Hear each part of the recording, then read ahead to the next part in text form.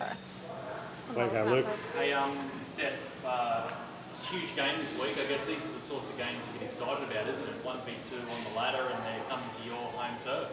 Yeah, Swifts have been the benchmark. They haven't lost a game yet this season, so big game in front of our home crowd, and I think we've been putting some pretty good performances out so far this season, and I think the Swifts will be a really good test for us. You had some great battles here with the Swifts. Some of them have gone down to the wire. Are you expecting similar again? Oh, absolutely. I think you can see throughout their season so far, they've had some close games, but they've been able to push out leads, and they've got Grace Nowicki now, and I think she's added a lot to their team. And I know Knowles has been down there and done a little bit of coaching, so you're probably going to see some sort of space defence as well. So yeah, always having some good matchups against them, definitely across the years, and I think 2 days' time will be no different. Every unbeaten team is just one game closer to that run ending. I mean, it'd be a pretty big scalp for you ladies if you could be the ones to end their run. Definitely, and that would put us in a really great position with halfway through the season. I think this is the best position we have been in many, many years, having 4 wins, and I think if we can tip that to 5 wins and only 2 losses, I think that sets up our second half of our season really, really well. I was looking at the fixtures the other day. I had nothing better to do. And, I think is it important to get these wins now? Because I think towards the end of the last 3 games, I think it's Fever, Thunderbirds, Swifts. Is it? Oh, for us, it's game by game, but definitely getting wins up the front of your season sets you up for the back half of the season as well, and it probably can leave you with a little bit of freedom. But we often speak like we want to play with freedom this year, and I think you've been able to see that out on court, and I think there's this real confidence about our team compared to some previous years that we've been playing. So wins, you always want to get those wins no matter where they are. So yeah, early in the season will be great for us. You talk about that confidence, given the way you've been playing, even that loss to Fever, which was really close, but the Vixens was very clinical last week. To go against the Swifts, you must give yourselves a really hot chance. Oh, absolutely. I think the way that we're playing this season, with the amount of ball that we're able to win and an attack, how clinical we can be with our CPA attack, I think it gives us a really great spot this year to take on the Swifts tomorrow. So I think the thing that I've probably found for us this year is sometimes in our attack we're not the prettiest, but we're able to keep ball, and I think for our first 2 years when we got those first 2 premierships, I think that was a really big part of our game, that even though it might not be super clinical in terms of going bang, bang, bang to shot, we're able to keep possession of the ball. And I think against a Swifts team who build a lot of pressure, I think that would be really important for us this year. What did you make of the way Riley's come on, especially like last week, a full game? You've got options at both ends. We often speak about the depth that we have. We have 10 players who can get out onto that court and have an impact, and you've been able to see Riley last week have her first, I think, 60 minutes of SSN game and stand up and shoot a large volume of goals. You've seen her also add a goal attack as well, and this season, and she's absolutely thriving with the court time that she is getting. And even in our defence end, where the ability to swing Ash onto the court, Chris brings a lot of mongrel out on the court too. So the ability for us to have different options, I think, is, again, something probably new that we haven't had necessarily consistently over a few years. And to be able to have that, I think it also, teams have to look at multiple different lineups instead of thinking that there's only 7 people that are going to be out on that court. If you look to the numbers at the moment compared to last year, some of your really experienced players, Liz Watson, I mean, her numbers are phenomenal at the moment, and those things matter, don't they?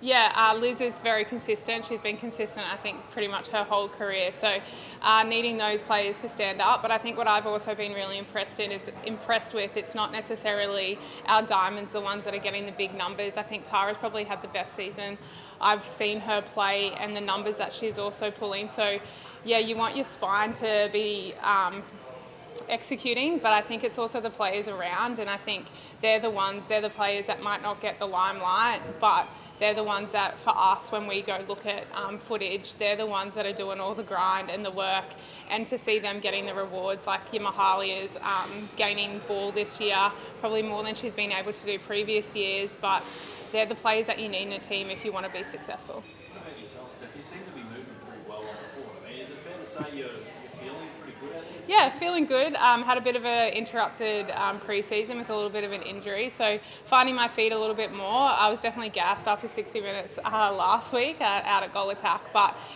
for me, I knew that this season would probably be a bit more of a build for me personally because I didn't have the pre-season behind me, so taking it game by game, but also if I need to be an impact player, I need to be an impact player. I think that's the great thing about the team that we have. If something's not happening out on court, you can definitely draw on different players, and we all play a little bit different, which I think is important. 150 National League games this weekend.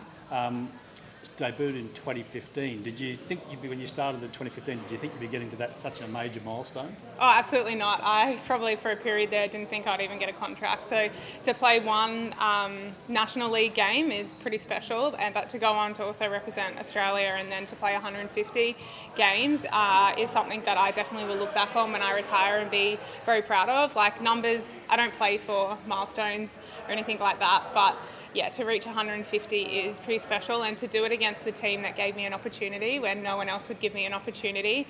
I mean, it will be rivals on game day, but I've got some players there that I played at with the Swifts, so the Swifts do hold a little special place in my heart because they are the team that gave me an opportunity, and without them I wouldn't be able to be at the Lightning. Is it the 150? It sounds like there might have been some doubters. The only team that would give you a go.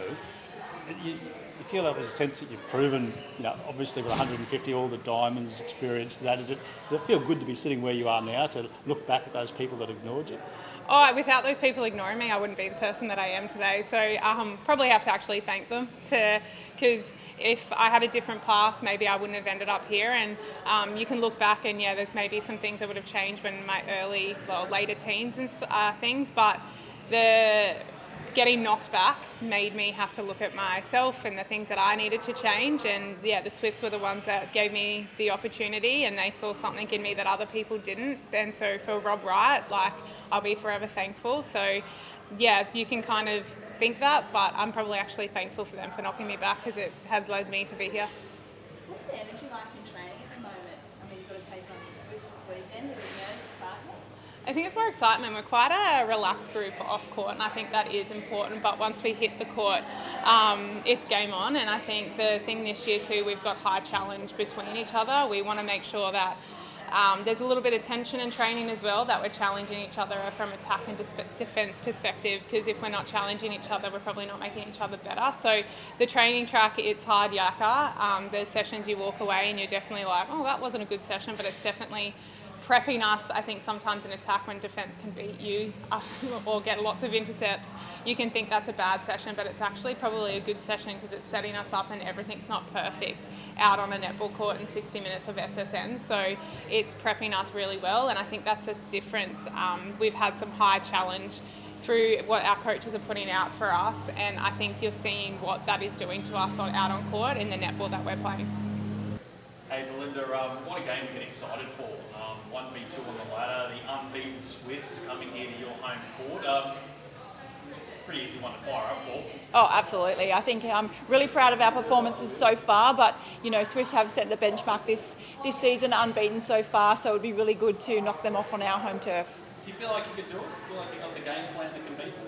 Absolutely. We're really confident walking into this match, confidence in the form that we've been putting out there, but also the matchups that we have against the Swifts, and historically we have lined up really well against them, and I think it will be a very good match again this week, but I think that consistent performances that we've been putting out will hold us in good stead this week. How's Cara, and can you talk us through how close she was to playing last week and what the injury was? Yeah, Cara had a little foot niggle. She was named in the 10. She was fit to play in the 10, I think, so she was there if we needed. But I think, Riley's performances over the last few rounds have also been very solid, and I think it was great to give her the start this week to see what she can do. We need all 10 firing in the back end of the season, and I think she deserved the start and she deserved to stay on the court. So Cara's okay? She'll play? Yep, Cara's got a normal training week this week and will be named for the Swifts match. What does the starting team look like, both in attack between Riley and Cara and Ash and Courtney, etc.? What's the starting team look like? Can you say? No, I cannot. No, it's a challenge for me each and every week. I think the way that they're all fronting up to training, and Steph alluded to it, they're challenging each other, gives me a headache, but they're good headaches to have. And I think the team this year is not so hung up on starting the match either. I think that's been something in the past that they've all strived for, but now they're just playing their role for the team, and whether that be middle of the match, end of the match, or the full 60 minutes, they're all up for it. I think the bench in netball right now is it's almost as important as your starting seven. I mean, it could be the difference between a good team and a mid-table team.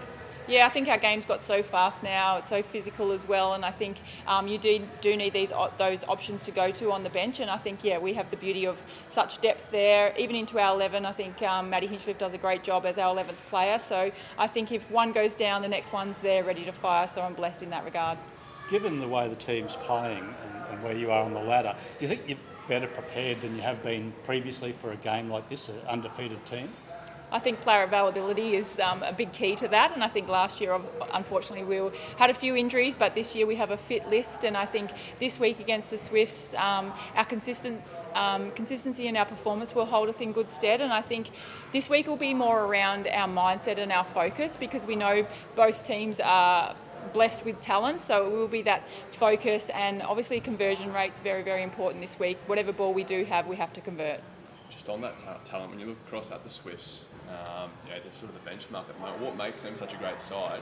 And I guess who are some of the threats you're hoping to neutralise? Yeah, I think with the Swifts, they've been quite a steady lineup for a couple of years now, but obviously added Grace there as their target shooter. And I think, that consistency in the lineups, they know each other's games, but Grace offers that great target for them. So I think, we'll all have to beat our individual opponent, and we'll have a few cards up our sleeves as how to break that ball down to Grace. I saw someone analysing the ladder the other day on Fox, and they were talking, Swifts, Fever's back in the hunt. LA Thunderbirds are still there. Oh, hang on, the Lightning's in second.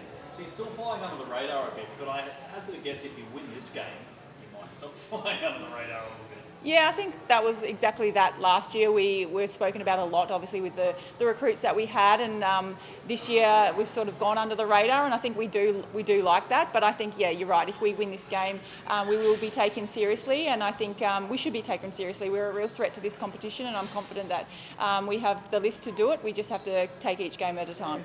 Helen Housby, we forget about the threat of her too, because she's been around in the competition for so long. Probably, arguably, one of the greatest English imports that's come to this competition. I mean, you've got to neutralise her, don't you? Yeah, if Grace is not shooting them, Helen absolutely will be. She's also that 2-point threat for them. So I think the ball's been in her hand when we've narrowly lost in the past. So we will respect her, and we will obviously do all the work to scout her game and use all of our deck of cards to stay on top of her this match.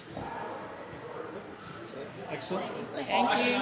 Can I ask about First Nations? Oh, yeah, absolutely. Sorry, First Nations round, important round. Tell us about, I guess, the dress that the ladies will be wearing on Saturday. Yeah, First Nations round's a very special round for our club. Obviously, this year we've had Kartisha design our art again, which I'm wearing the polo now, and the girls will have their dresses on and wear them with absolute pride this weekend. I think the other thing for us is we do hold the only Indigenous athlete in the competition, in Lisa Maimai, and so it's a special round for her, and I'm sure the girls will get around her as well as Steph's 150th.